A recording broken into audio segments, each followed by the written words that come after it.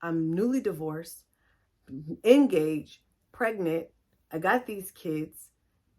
What am I supposed to do? In a failed $1 million business? Hello, I am Erison with Revive Her, where the Her stands for healing, empowerment, and restoration. I am so glad that you joined me today for story time.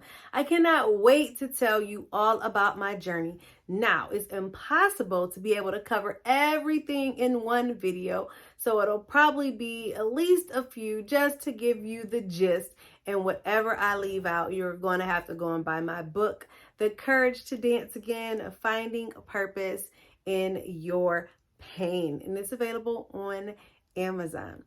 So let's get to it because I don't even want to wait. I know you guys are wondering, like, what in the world did this lady go through to be married this many times, have this many kids, and no business? What?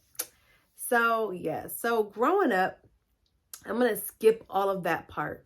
But needless to say, I was a child who was just in love with love. My whole life, I just planned marriage and I wanted kids and, all of these things that most little girls want.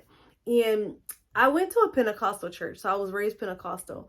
And so we were always living in the last days and, we couldn't sin, we couldn't wear red lipstick, we couldn't wear short skirts, all of these rules and regulations. Well, I had a Sunday school teacher tell us that since we were living in the last days, that she guaranteed us that we would not make it to the year 2000.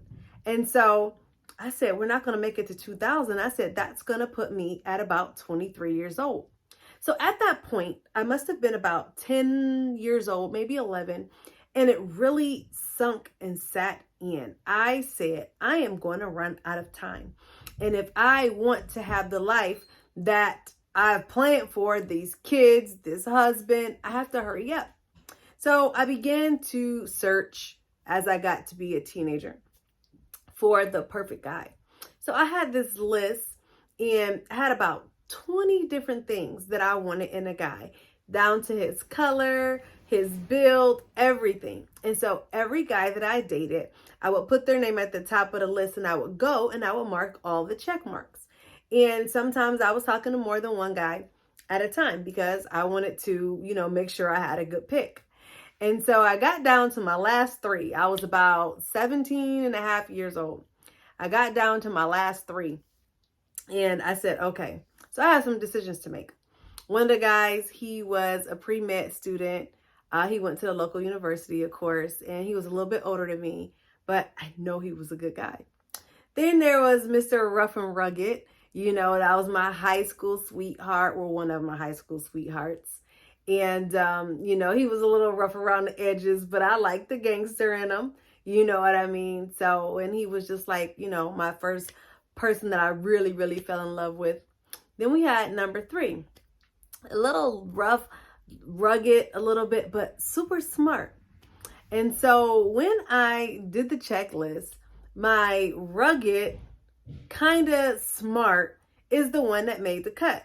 And so needless to say, I, ended things with the other 2. I didn't exactly end things, but, something happened and transpired to make everything go away.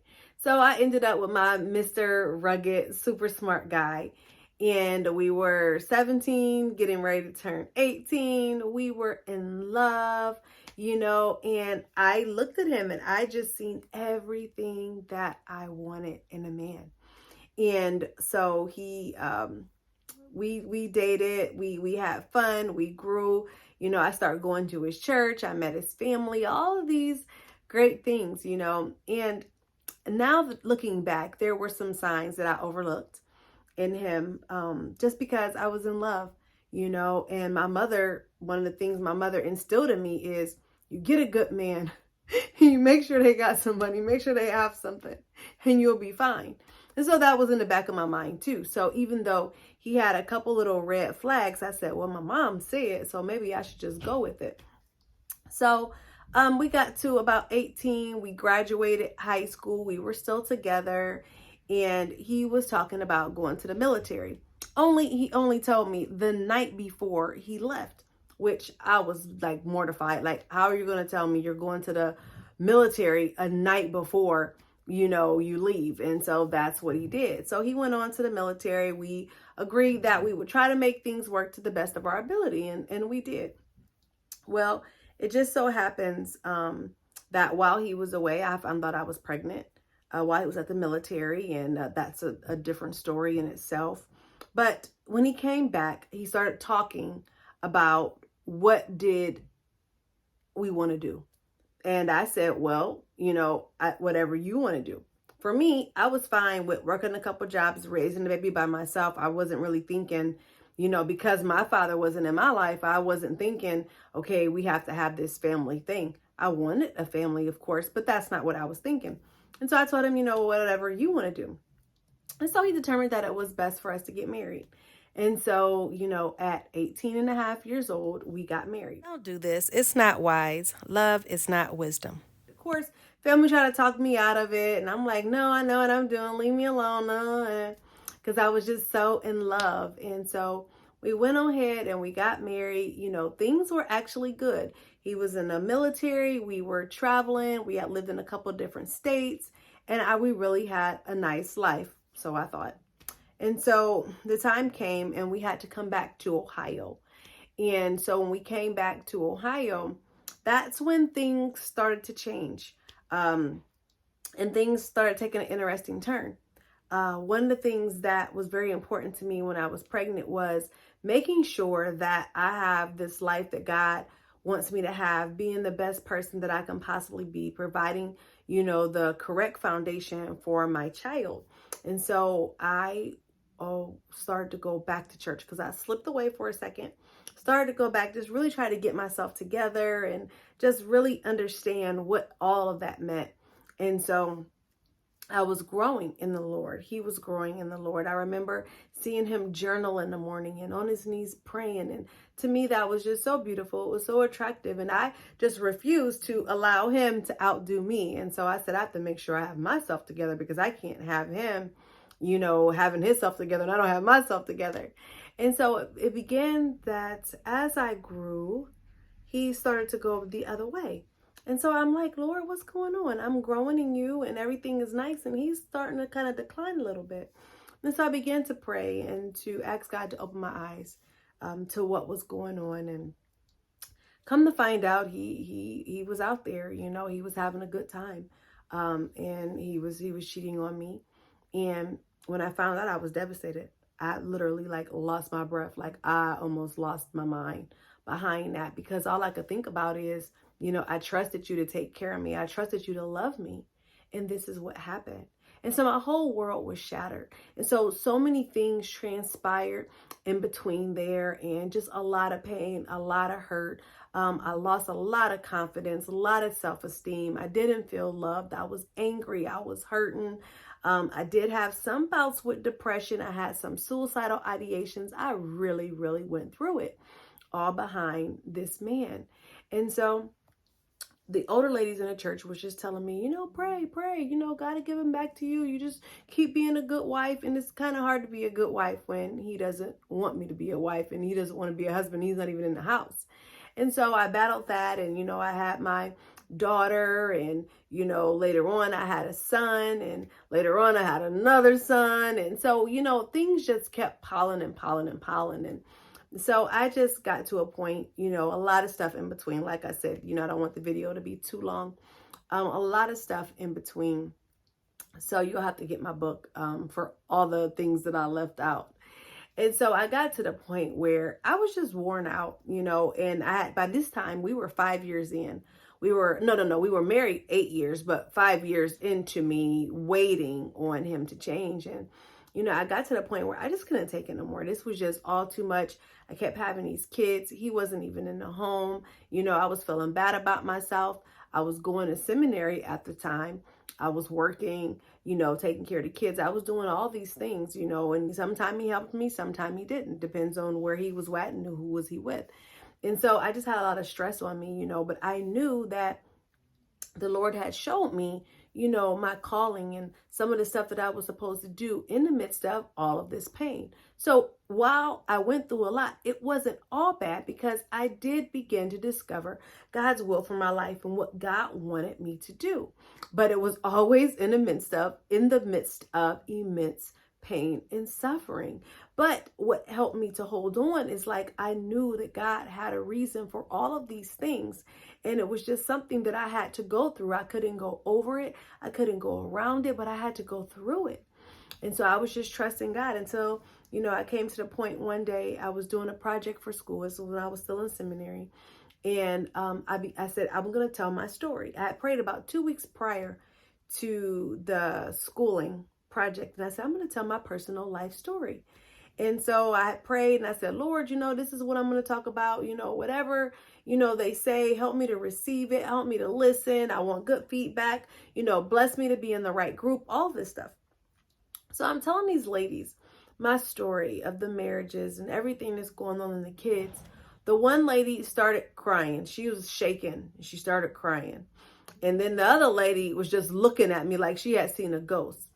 And so after I told my story, I was all happy. And I was like, well, God is going to do X, Y, and Z, And the lady said, I don't think that you're supposed to be going through that. She was like, God did not call you to go through that kind of stuff. You aren't supposed to go through that. And you're sitting there and you're having baby after baby and you're letting that man walk all over you. And I mean, she really gave it to me raw, and then the other girl, she had her turn. She was a little bit of a softer girl. And so she, had her turn. But I left out of there saying, oh my gosh, I've gotten something wrong all of these years. I had prayed and I thought the Lord told me he was going to give him back. That's the only reason why I was staying. And I did love him and I had the kids. And so I went to the car, I remember just feeling defeated. Like, Lord, why would you allow me to go through all of this, all these years, only to say, okay, I'm not supposed to be in this marriage? What in the world is going on? I trusted you to tell me the truth. I trusted you to lead me. I trusted you to give him back to me. And yet and still you didn't do it. Why? So I was in the car. I was crying. I was very, very upset that day. It really changed my life. And that was one of my major turning points. And so I went home. I called him on the phone. And I said, I'm willing to forgive you for everything. I'm willing for us to start over and, make things right. And I said, do you want to stay married? He said, no. He said, I want a divorce. I said, okay. I said, I'm going to ask you again because I don't want to give you a divorce if you are just talking and this is what you want to do. And he said, no. He said, I want a divorce. Everything in me just kind of left. It left in a bad way. It left in a good way. I was relieved.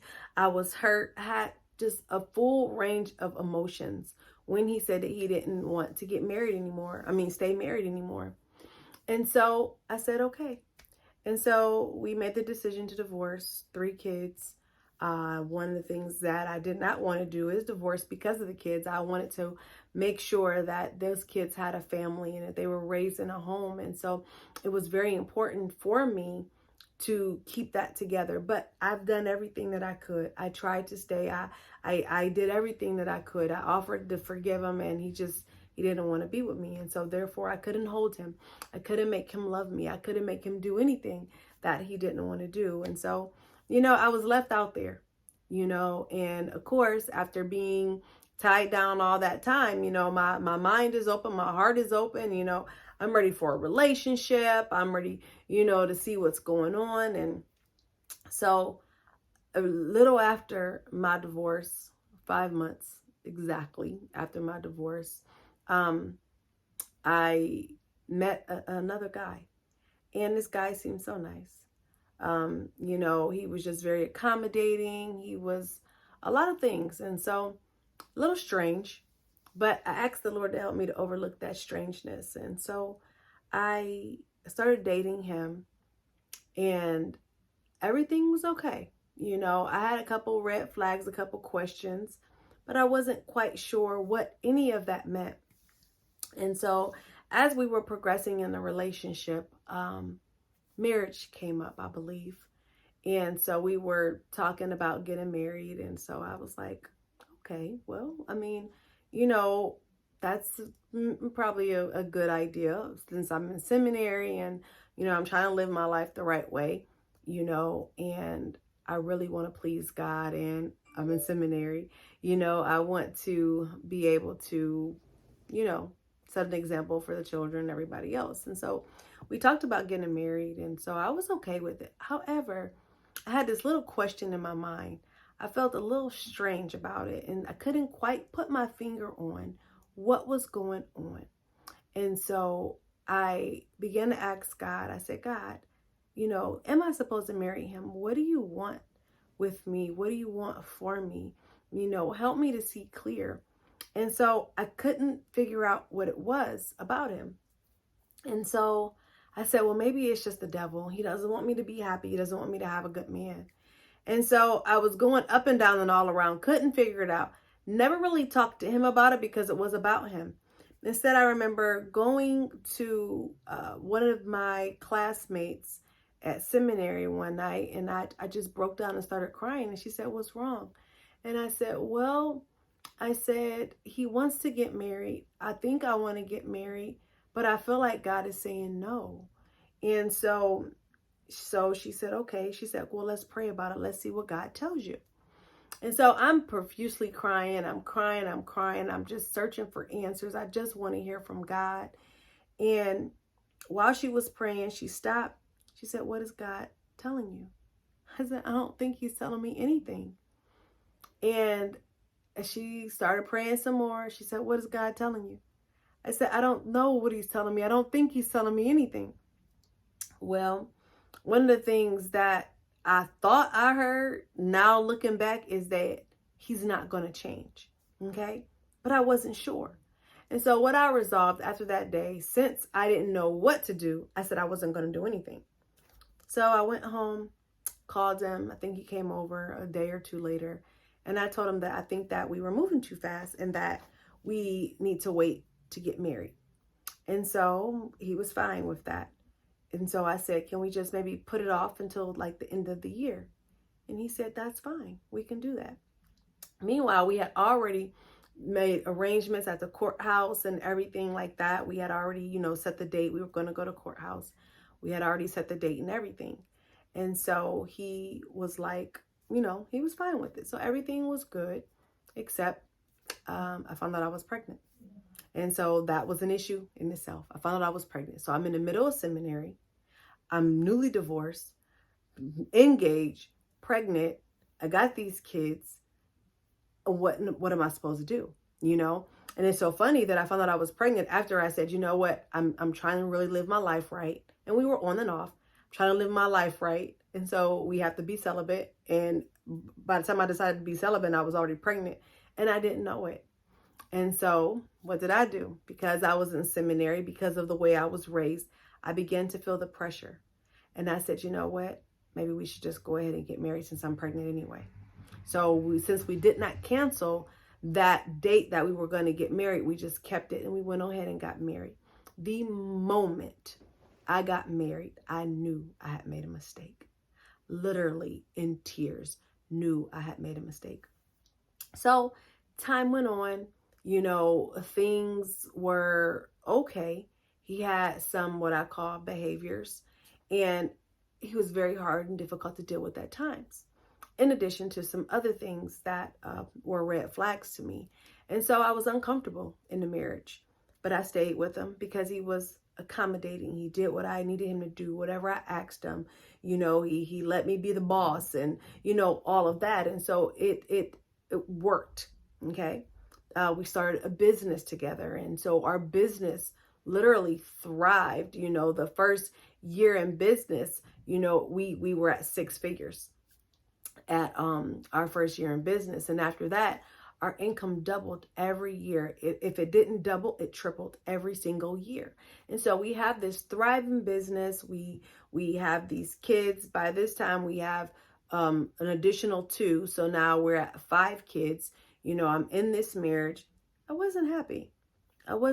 because, as a woman, we have needs. We express things. And when the men don't listen, it causes a problem. When you set things in place as a couple and things are not honored, it causes some problems.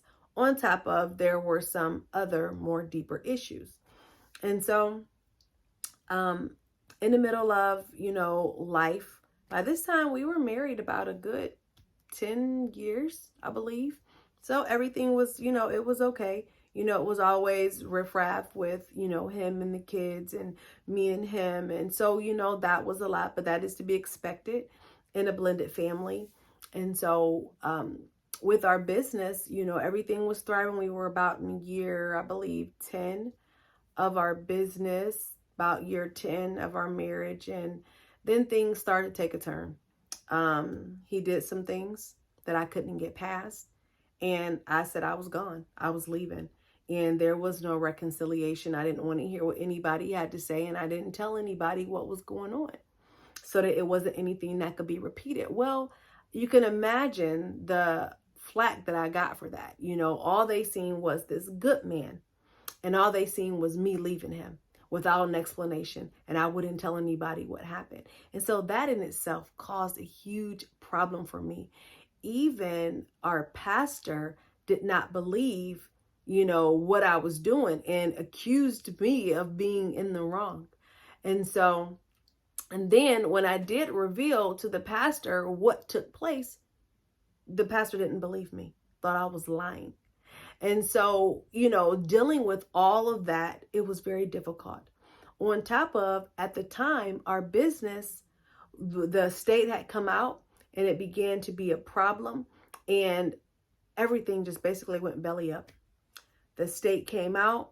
They said they were shutting us down. They didn't actually shut us down, but we hit the paper.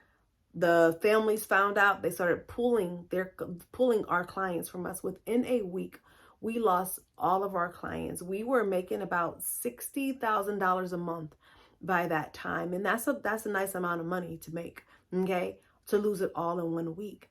And so everything was just going to crap. My whole entire life, it was just turning upside down, as it did with my first marriage. And I'm just like, what in the world is going on, Lord? And so by this time, I had just had it. I was tired. I just couldn't make sense out of what was going on in my life.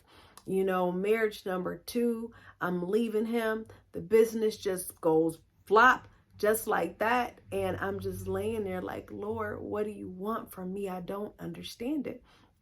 So it took me a good 6 months to get a divorce from him, because he wouldn't let me go, and he caused all kinds of trouble, and everybody caused me trouble, and I caused me trouble. And it was just a real process. And it was a painful process because of my children, because all I could think of is I didn't ruin not one set, but 2 sets of children because of a divorce. And so I was hard on myself, because I said, I messed up.